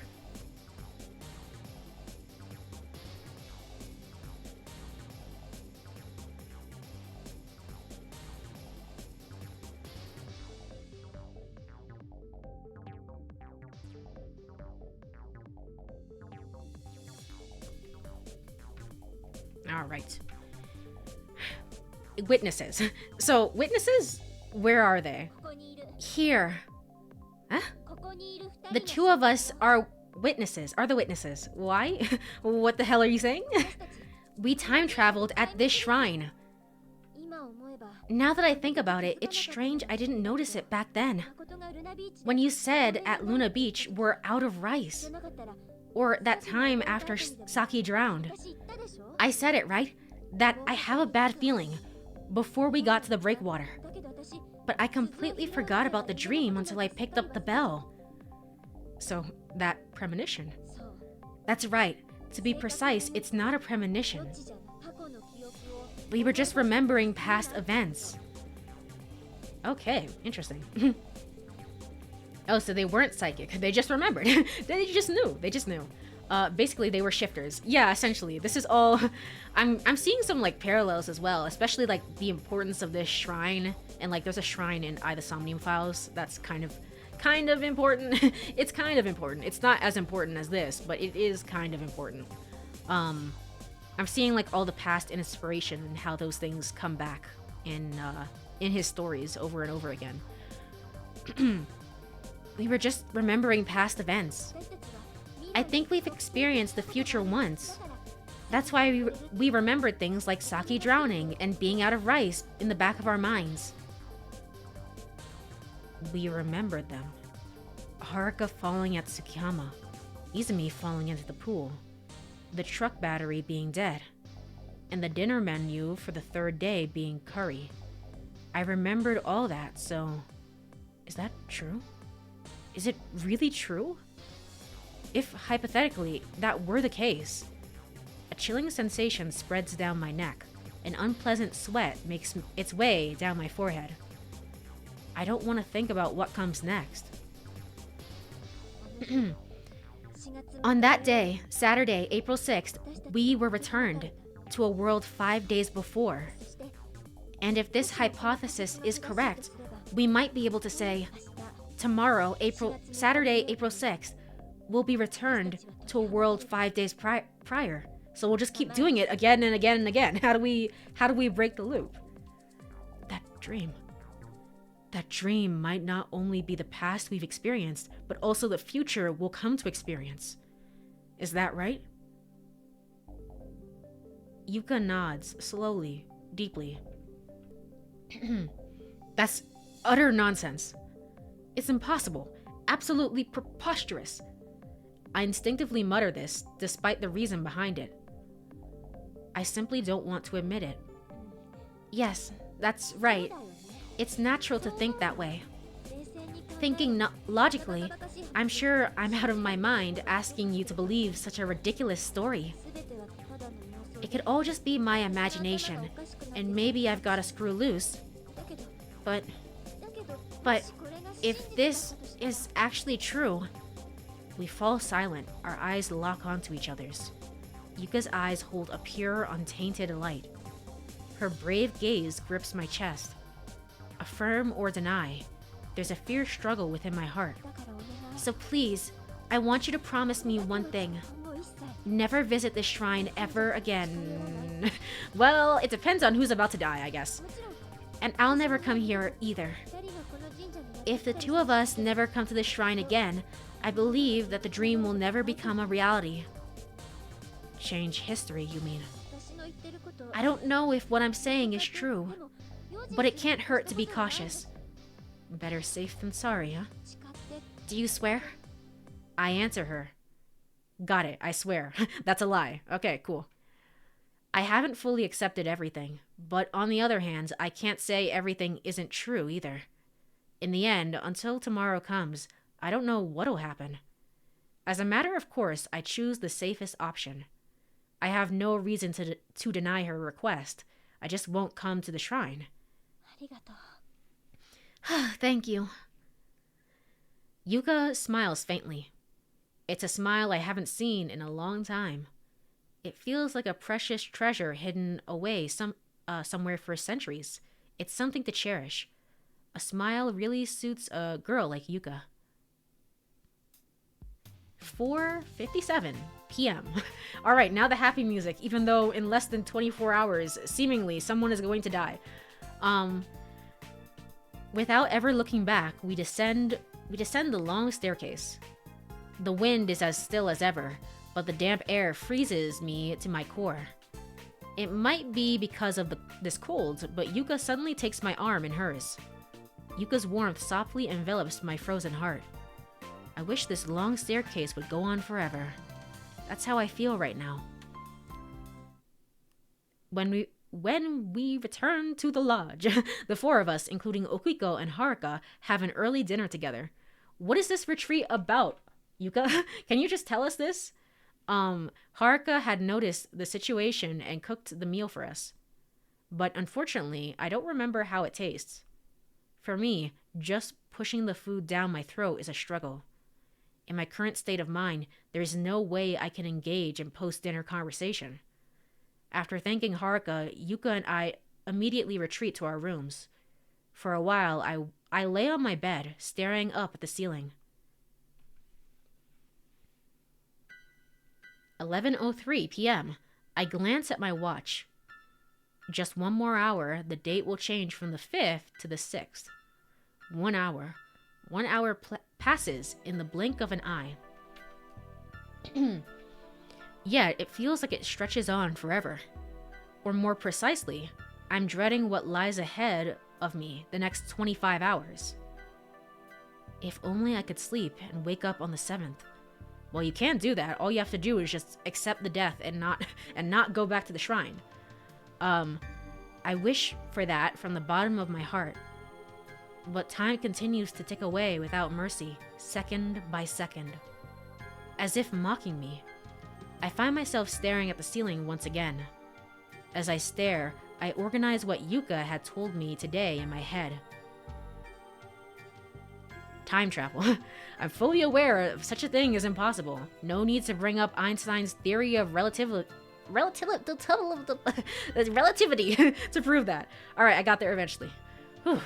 However, there have been strange occurrences these past 5 days that can't be dismissed as mere coincidence. Well, would you still say that Haruka was the one to die? No, I don't think so. I think right now I think Kurumi is gonna be the one to die. That's my thought, but I don't know for sure. I don't know. I don't know what's happening right now. The premonitions, the bell, the shrine, and the dream.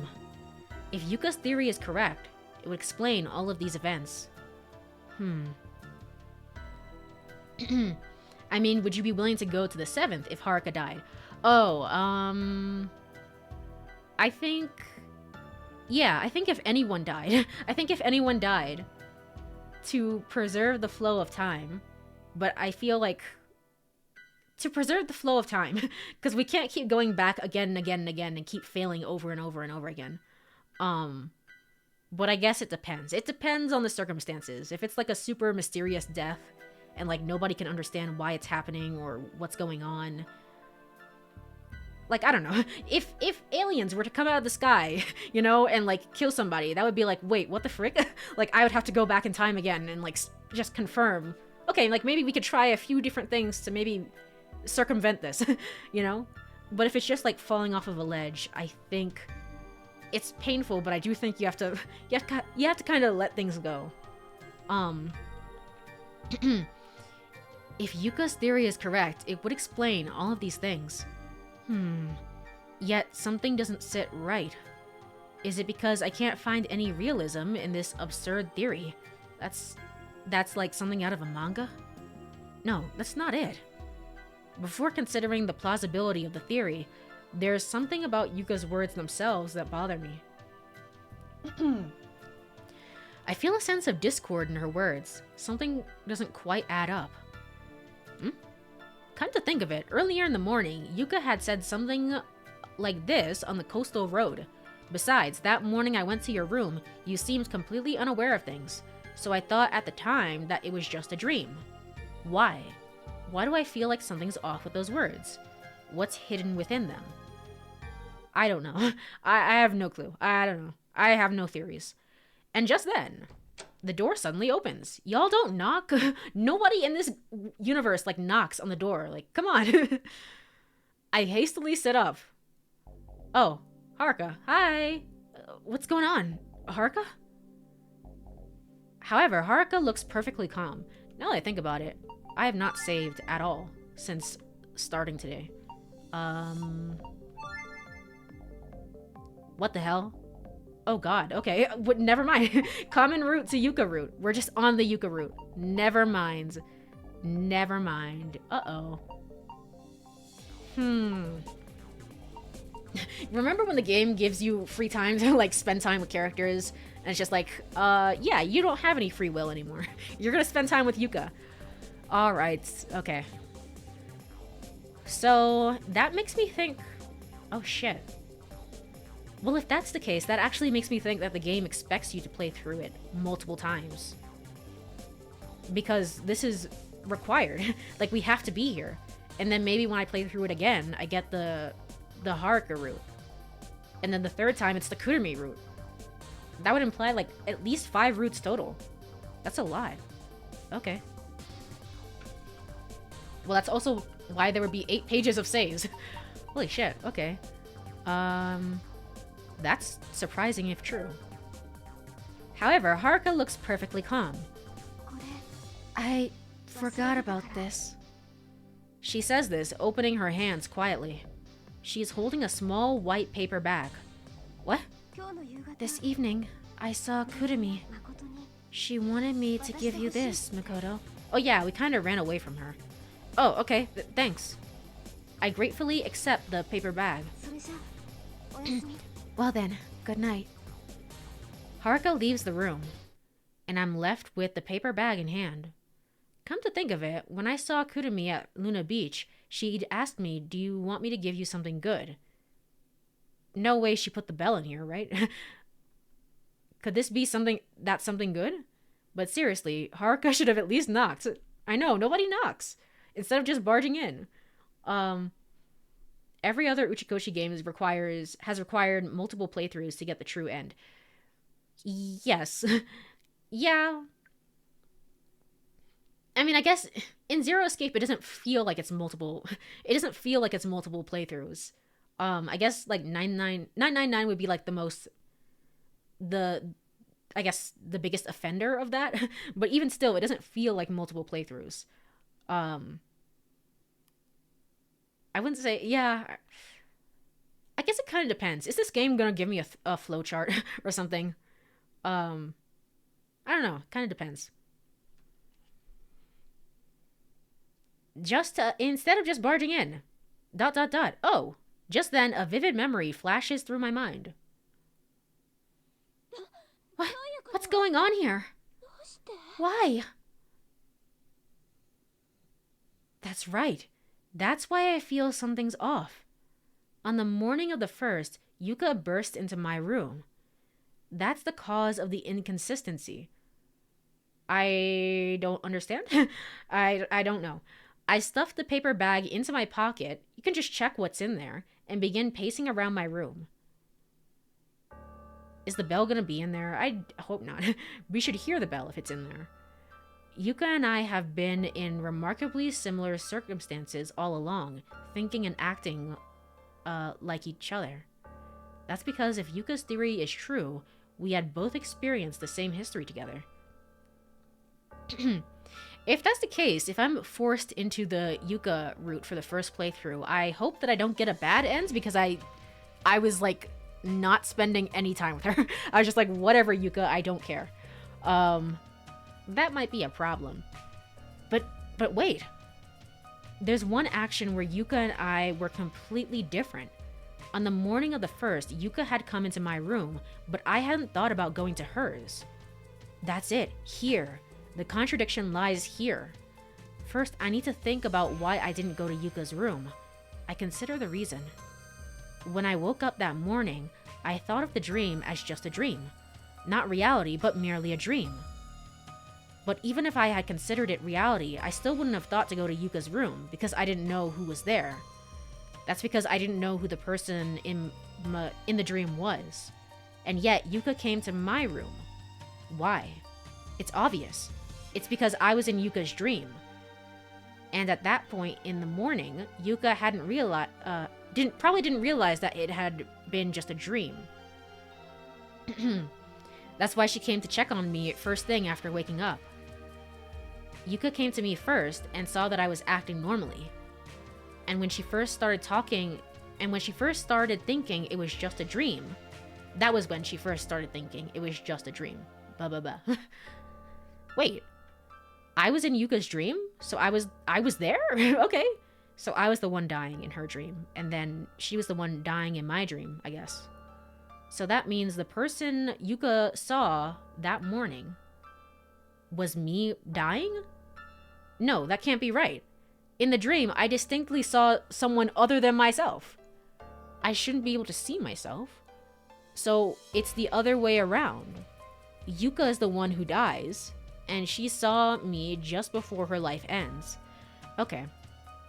In that case, that would be why one person would keep going back to the shrine over and over and over again. Is like, if Makoto dies, Yuka would be like, you know what, I'm just gonna call off that promise and then go back in time. And if Yuka dies, it's like, okay, you know what, I'm gonna break that promise, go back in time. That's why we keep ending up back here. Yuka is the one who dies, and she saw me just before her life ends. No, that's not it either. Yuka said something like this on the coastal road. How could I tell that to someone? That I had a dream where someone died? Someone died. Someone. If she were the one dying, she wouldn't have phrased it that way. So what does it mean? The two of us actually having different dreams is out of the question. Us seeing that bell proves it. What then? I see, that's it. It's simple, isn't it? In other words, Yuka and I witnessed it together the moment someone died. Oh, okay, never mind. Never mind. Roll the theory back. Roll the theory back to like 20 minutes ago. Okay, we were both there when somebody died. Let's say first I witnessed that moment, then Yuka followed and witnessed it too. I didn't notice that Yuka was behind me. However, Yuka had seen me and the person who passed away. But wouldn't she be concerned about somebody right now? But why'd she check on me specifically? Shouldn't she be running to Kurumi and being like, oh my gosh, is Kurumi okay? Is she real? However, Yuka had seen me and the person who passed away. Thinking about it that way, everything makes sense. I heave a big sigh of relief. I realize that weird feeling had been eating away at me is gone. But this is by no means a cause for celebration. Now that I've reached this conclusion, the contradictions have disappeared. That means Yuka's story has become much more credible. Death. Did someone really die? Will someone die in the future? They say that if you confess your feelings to your crush under that lighthouse, your love will come true. Yeah. In my eyes, you're the most big bro-like person there is. Got it? Yeah, we have not seen Saki. We've seen Saki all of like 3 times this playthrough. I feel like Saki is just so out of it. Yeah, being alive is like a coincidence in itself, right? Then kiss me. I violently strike the door. I won't ever let something like that happen. No matter what, I will definitely stop it. I won't let anyone die. The bell. Yuka said she threw the bell from Viewpoint Park into the sea. Right now, that fact is the only thing that's giving us comfort. You better check that bag that Kurumi gave you, just to be sure. That bell has sunk to the bottom of the sea. So long as Yuka and I don't go to that shrine, the event in that dream will never happen. It's all right. There's nothing to worry about. I tell myself this. Once again, I throw myself on my bed and lay on my back. I look at my watch. It's exactly 12 a.m. I casually turn my head to the side, shifting my gaze to the room's door. The door panel is warped, and there's a clear dent in it from my fist. Once more, I raise my left arm and stare at my watch. The date shows Saturday, April 6th. All right, it's time. It is time. The 6th of April, Saturday. Uh-oh, we see a bell. We do see a bell. Not gonna lie, Saki's kind of a bitch. Yeah, she is. I wouldn't want to see her any more than we have. Yeah. I'm like so baffled that she's in the story. Because it's like, how is she going to tie into everything? Like, I don't know what's going on with her. We barely see her. It seems like Okiko hangs out with her more often than we do. I don't know. She's kind of strange. And when she is here, she's always making like mean remarks towards Haruka, being like, "Oh my god, you're a clone." It's like, okay. Before I know it, rain is pounding on the window. It's a downpour. The sound of the rain is irritating me. It's irritating me too. It's just one like 5-second wave file that's being looped over and over and over again. How much longer until dawn? I can't wait for sunrise. Unable to sit still, I jump out of the bed. Blah, blah, blah. I force open the warped door and head to the living room. I want to check the eastern sky. Approaching the window, a dove coos exactly 5 times. As I listen to its call and look outside, I can see the eastern sky faintly brightening. Dawn is approaching. I feel a slight sense of relief. That sense of relief makes me drowsy. I hadn't slept a wink last night. Now I might be able to sleep for a bit. I think of returning to my room and lying down again. I reach the door. I suddenly notice the door to the room right next to mine, Yuka's bedroom door. It's slightly ajar. I gently open it. Is she not in there? She's gone. Yuka's not there. The bed is empty. On the white table by the window, there was a piece of notepaper. To Makoto. Huh? What? No. Why are you doing things by yourself? To Makoto. I'm sorry. I have to go there. I have a reason that I must go. But please don't follow me. Makoto, you understand, right? If you go there too, the same thing will just repeat itself. History surely won't change, So why do you have to go? Just explain. Just say things. Makoto, you promised me, didn't you? That you wouldn't go near that place from now on. So please, I beg of you, don't follow me. Yuka, what the hell? Yuka-sensei's love equation rule 3. Keep your promises. Yuka. Amazing. All right, and then we dash out of the lodge. We were just like, whatever, I don't care about that. I dash out of the lodge. I run into the pouring rain without looking back. If I go there too, will history repeat itself? But that hesitation immediately vanishes. Maybe Yuka hasn't reached the shrine yet. I've got to stop her before she gets there. Why the hell would Yuka do this? Of course, I won't ever come here again either.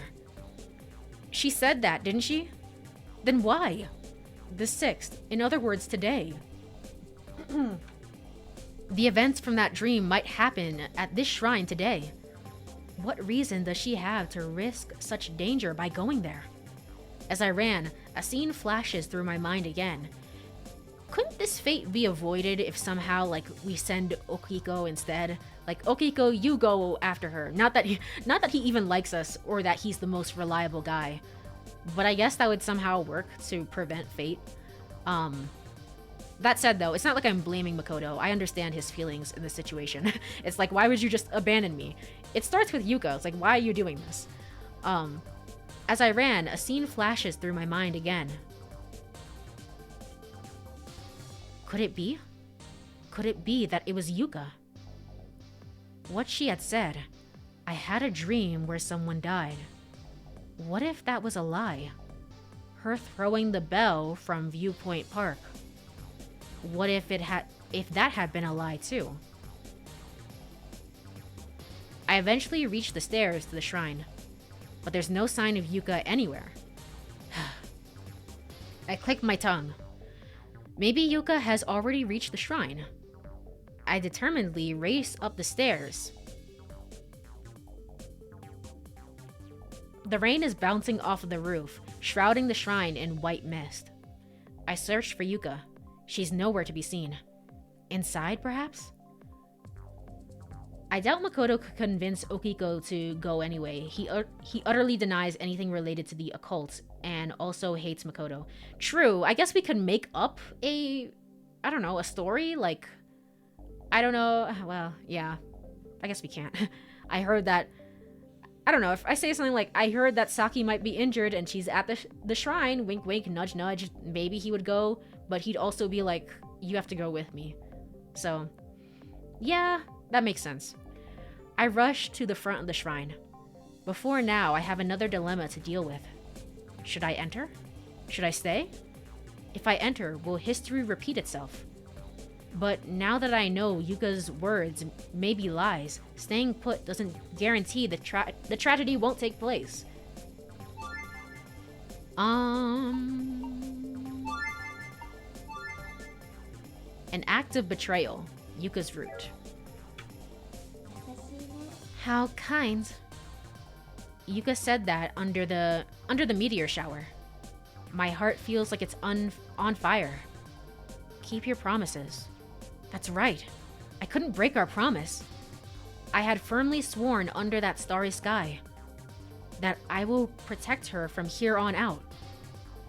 But what I'm feeling isn't a sense of obligation. It's a much larger instinctive impulse. I don't want to lose Yuka. I kick off from the ground, bursting into the shrine. However, Yuka isn't here either. She's not here, but I quickly notice something different. Light. The small building shaped like a Shinto shrine, light coming in from behind it. I rush towards the source of the light. The decayed floor creaks violently, as if to break at any moment. Looking closely, there's a wide space between the shrine's walls and the small building. There's a small hole in the shrine's wall. It's been hidden by the building this entire time. It's a square hole just big enough for one person to crawl through. The draft I felt earlier must have come from this hole. I crouch down and crawl through the small hole. Oh, she's there. Alright, she's not dead. Yuka? I can't help but shout. Yuka's sitting against the shrine wall, gazing at the murky gray sea beyond. You really came, huh? She doesn't avert her eyes from the ocean. Why? Why, Yuka? You broke our promise, didn't you? You swore you'd never come here again. Isn't that irrelevant now? What I want to know is why you came all the way here, putting yourself in danger. Yuka doesn't answer. She shows no sign of answering. The occasional gust of sea breeze makes the shrine's pillars creak. I briefly glance around glance at the ground. It is so hard. I will say it is so hard to stream at this time of night, because my brain is dying. But we haven't had any dropped frames since the beginning of the stream. So, I don't know, maybe streaming at 10 p.m. is better. I briefly glance at the ground. I now realize we're actually on the tip of a cape. The cliff is very narrow, with barely room for one person to stand. It's a sheer drop-off, about the height of a 30-story building. Far below, I can see waves crashing against the rocks, sending up sprays of white. Why are we here? This seems kind of dangerous. Are we supposed to be here? Are you sure? Behind us, the decrepit shrine wall stands like a barrier on the cape, looking like it might crumble at any moment. Looking up, I notice that the shrine's long eaves entirely cover this narrow cliff's edge. In other words, I'm completely enclosed with a cliff in front and the wall behind. To return, I have no choice but to crawl back through the small square exit I had just emerged from. We really are stupid, aren't we? We really are. Yuka mutters suddenly. In the end, it was just a superstition. Makoto, you were right all along. But maybe in the past, it wasn't just a superstition. Saying that, Yuka lightly kicks a small stone at her feet. The stone rolls and disappears over the edge of the cliff. I realized that last night. At the end of the spring rain, at the tip of the cape, with the ringing bell, time melts away. That tip of the cape refers to the back of the shrine. In other words, it might be referring to this place. Wait a minute, Yuka. So, the reason you came here? Yes, that's right. I just wanted to go back to the past. Why? But you see, the tip of the cape has disappeared, I think. Yuka is clearly avoiding the topic. She really is. In the past, the cape here was a little longer, I'm sure. But over the years, the tip eroded from the waves and the sea and collapsed into the sea. So why are we here? It's unsafe for us to be here. So, even if that story isn't just superstition, no one can go back to the past anymore. Ah, I see. Yuka kicks a small stone again. Wanting to go back to the past, what does she mean? Though I think this, I'm I'm really glad she's safe. I feel relieved seeing Yuka smile. The sky is covered in dark rain clouds, but as time passes, it gradually gets brighter. I suddenly check my watch. 5:32 a.m. If not for these rain clouds, we'd be able to see the bright red sun coming up from the horizon. Well, I can't be expecting too much. Anyway, nothing happened. That's enough for me. As soon as I feel the relief set over me, a strong chill suddenly overwhelms me. I'd run here without an umbrella in this pouring rain. Of course I'd feel cold.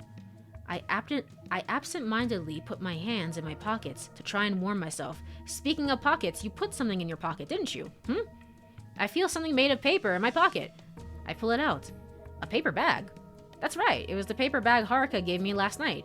I had left it in my pocket. How about I give you something nice? It's the bag with the something nice Kurumi spoke about, which is gonna be the bell? I tear open the bag and take out what's inside. There's a small piece of paper and a pure white cotton ball. First, I unfold the small piece of paper. It seems to be a short message. But wait, it makes no sense. Unless the erosion of the cape persists beyond time jumps, they've had return before. Yeah, definitely. But from her perspective right now, she's like, oh, the cape is too short, it's not gonna work, blah, blah, blah. But yeah, no, that definitely does not matter, essentially. I read it. To Big Bro, I found this in Tsukiyama this afternoon. Uh-oh, it's really pretty, so I'm giving it to you, Big Bro, from Kurumi. She found this cotton ball? No, when I touch it, I can feel something's wrapped inside. I carefully begin to peel back the layers of cotton. There we go. A shiver runs through me. I immediately avert my eyes and tightly squeeze the item in my palm. No way. No way. No way.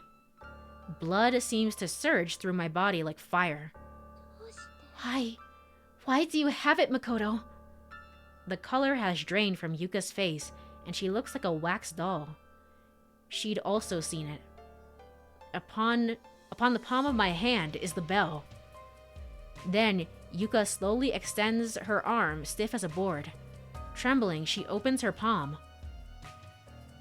What? What? I can't breathe. There's no way I can speak. My mouth feels dry. My spine is as stiff as iron. What's going on here? Are we saying there's two bells? Why are there two bells? Oh shit. Well, uh-oh.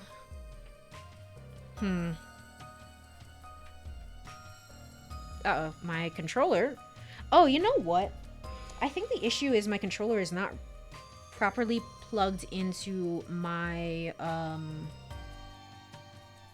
my thing. And that's why it's acting the way that it is. Can I just put it here? It seems to be plugged in right now. I have to fix that after stream. Why are there two bells? Yuka. I struggle to squeeze out my voice. Yuka, you said you threw it away, right? I just... So, that was a lie? Yuka nods, trembling. But more importantly, what about the bell you have now? I don't know. I have no idea. I shake my head wildly. And finally, I regain my composure. What do I need to do right now? We can't afford to have such a leisurely conversation. Anyway, we need to get out of here quickly. We can talk later. I grab Yuka's arm with my free hand. The bell? She asks me. That's right. First, I have to get rid of this bell. I hadn't even noticed something so basic. A sign that my mind's in complete panic. Okay, so you also get rid of your bell. Soon, I raise my hand high even, to throw the bell into the ocean. Yet, at that moment, please don't tell me that, like... Okay, two things that I think are gonna happen. Either Yuka accidentally slips or something, Or Kurumi comes out of nowhere and is like, I knew this would happen. It's me, the final boss. I don't know. I don't know. An earthquake? Uh-oh. Okay, well, it's been real, Kurumi. Crack. A deafening noise echoes from behind me. Startled, I turn around to see what it was. Crack, crack, crack. Again, a sharp, dry sound like something snapping. The decaying shrine wall seems to be collapsing on us. Over Yuka's trembling shoulders, I can see the shrine's thick pillars bending, sending fine wood splinters flying. The eaves above loom heavily, ominously. And in front of us, a cliff. There's nowhere to run. What should we do? I hesitate for a moment. Jump into the sea? No, we'd be goners at this height. Right now, Yuka, I at least need to protect her. With all my strength, I propel myself off the ground and leap toward Yuka. Uh-oh. It's so cold. My entire body is numb, unmoving. Strangely, there's no pain. There's only the taste of rusty iron in my mouth. Uh-oh. The end of the cape. I can't feel anything else. A sudden, intense wave of nausea hits me. I vomit violently. It's blood. A massive amount of blood, enough to drown in. It doesn't seem to stop. It pours, gushes, spills out of me. And the blood seems to be flowing from places other than my mouth. Is it my neck? Has an artery been severed? The blood flows relentlessly, like water from an open faucet. My consciousness slowly fades. I squint my eyes, trying to focus my blurred vision. In front of me, Yuka lies on her side. I can see her outstretched arm, heavy and lifeless. On top of it, a small fragrant light. The bell. It hurts. It's a hellish agony.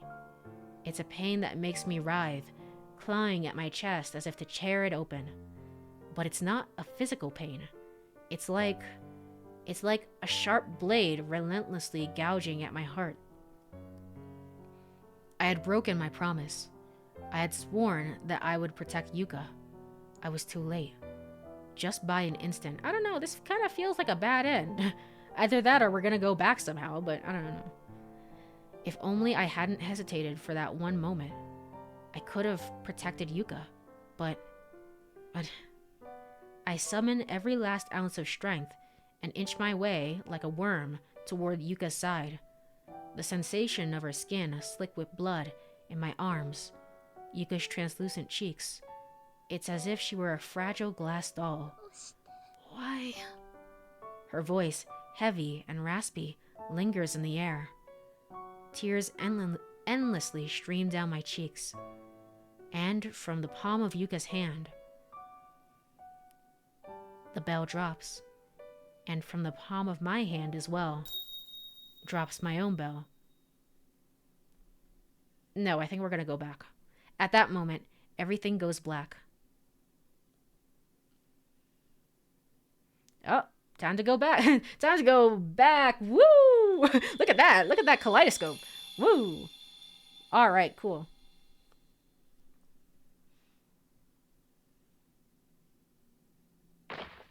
Ow. Ow. I jolt awake, kicking my blankets aside. I stare into a space for a moment, disoriented. The ceiling, I've seen it before. Soon, I realize my body is drenched in sweat. I'm freezing. I take a deep breath, quietly letting it out. All right, guys, welcome to our first playthrough, our first stream here of Never 7, the end of Infinity. Like I said, I've been really interested in checking out Uchikoshi's original work. I don't know anything about this game. I don't know what it's about, but I'm really looking forward to finding out. So, yippee. A warm, woodsy scent seeps into my brain from deep within my nose. After 3 deep breaths. Huh? This is the lodge. This is the lodge, isn't it? I spring out of bed. Standing in the center of the room, I glance around. No mistake. This is my bedroom. What's going on here? So the dream I just had. No way. What the hell am I saying? That was no dream. That wasn't any sort of dream. Suddenly, a violent noise like a gunshot echoes out. I turn around and there stands. Who is this again? Who are you? What's going on here? Yuka. Oh, well, I remember this time. Oops. I want to say her name, but I can't say anything. Why? Yuka. Yuka is here. Warm breath escapes my lips as my shoulders quiver. Yuka's hair bouncing gracefully, her cheeks round and vibrant. Soft lips, behind which peek tiny white front teeth. The ripe red tip of her tongue. My eyes well up with tears. There is a tightness in my chest. Yuka is alive. She's alive right here and now. Interesting. So the first time we had the dream, basically we didn't know that we would be dying together, essentially. So that's why we each thought that like the other person is gonna die. I move to her as if flowing and embrace her. I hold Yuka in my arms, wanting to melt together with her to become one. Makoto. Yuka's warmth begins to seep into my body. Our heartbeats merge and resonate loudly. Her moist breath gently tickles my neck. So maybe we... Yuka hesitates to voice her thoughts. It seems as if she wasn't entirely certain, and it was the same for me. I slowly pull Yuka away, raising my left hand. Side by side, Yuka and I stare at the face of my watch. Monday 1st, 9:19. Okay, so we have more of our memories this time, so surely we can just not go. Surely. Okay, Yuka, don't go. Just don't do it. Seems like that's the case. In other words, Before I could finish, Yuka leaps at me. She stumbles and staggers, pushing me against the wall. And yet she continues to press herself against me. Her face is buried in my chest. Is she crying? Her small back trembles irregularly, like breaking waves. Makoto. Makoto. Yuka keeps whispering my name, as if to confirm that I'm really right here in front of her. It's okay. It's okay. I'm right here. The girl heaves with sobs. They sound like choked cries of a lost child. I softly press my lips against her soft hair. The tip of my... I feel hella awkward right now because it's like I didn't have any romantic feelings to you whatsoever, and this is like very incredibly intimate. My bad. I was just kind of ignoring you the whole time. Okay, whatever you say. The tip of my nose slips into the depths.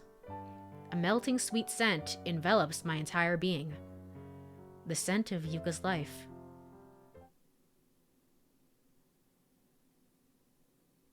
It took about an hour for her tears to dry and her swollen eyelids to regain their normal color. Now she's completely calmed down. The game said you don't get to choose who you fall for. That would be amazing. It's like, why did I spend all that time with Haruka or Izumi? Like, did any of that matter? No? Okay. They're just here. They're just around. All those tears shed must have cleansed her heart. Yuka, I'll ask you this just to make sure, but do you remember what happened earlier? What happened to us? Yuka nods quietly. Do you remember everything that's happened in the past 6 days? Yeah. The taste of Izumi's paella. When Saki was swept away by the huge wave. I remember the shock of learning that Haruka was a clone, too. Kurumi-chan's disappearing, going to the shrine to look for her. Now that I think about it, maybe everything started from that moment. If only we hadn't gone to the shrine that time. If only we hadn't gone to the shrine. Well, who led us to the shrine there? It was Kurumi. Yeah, that might be true. So that's why Yuka had desperately tried to stop me from going to the shrine that time. And I remember what happened last night too, you know?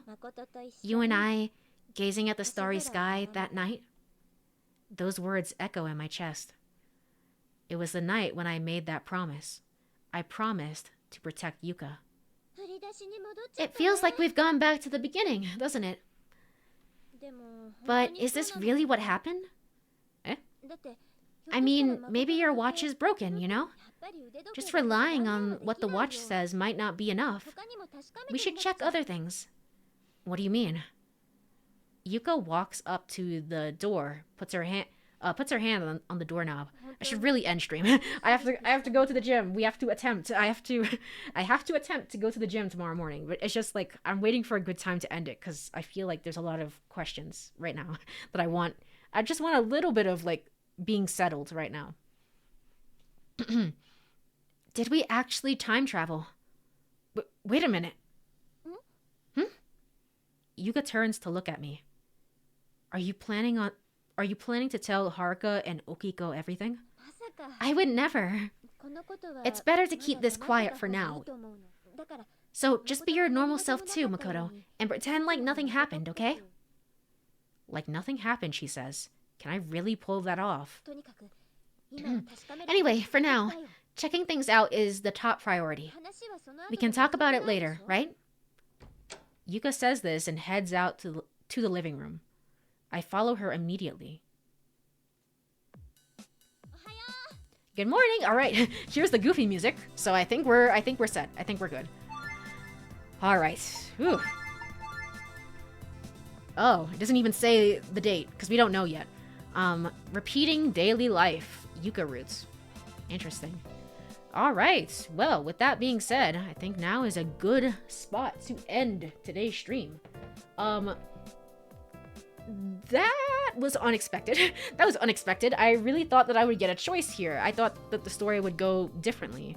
But it didn't. It didn't. The game said, here you are. Here's Yuka. I hope you spent some time with her. I didn't before.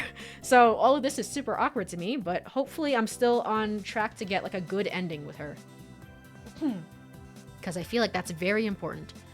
Let me go ahead and look for somebody to raid. All right. If anyone is online at this point.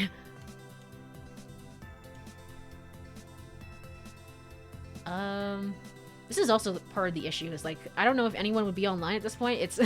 It's so late. Who would be online at this point? Well, Chu is online. Chu is streaming. Chu is streaming Vanity Fair: The Pursuits. So I don't know what that is. It seems like a what do you call it? FMV game with real people. So here we go. Now to spend another 7 days ignoring her. That would be amazing. It's just like, all right, time to go fishing with Haruka. It's like, oh my god. Oh my freaking god, Makoto, why? Yeah, we're gonna go raid you. We're gonna go raid you. So, let me go over to ending screen. Yippee! Alright, well if you are here, thank you so much for hanging out a little bit. I really appreciate it. We didn't have too many internet issues, so I think instead of 11 p.m., because I don't know if I could stay up at 11 p.m., man. I don't know. I don't know if I could start the stream at 11. So I think I'm going to start at 10 tomorrow again. We're going to be playing some Shibuya Scramble, and then we're also going to be playing Shibuya Scramble at 10 p.m. on... Actually, I'll get back to you on that. I'll get back to you on that. We might be playing it a little bit earlier. We might play it at 7. Because Sunday is generally, like, less traffic. But we'll see. We will see. Anyway, have a wonderful night, everyone. Bye-bye. Bye-bye. Bye-bye-bye.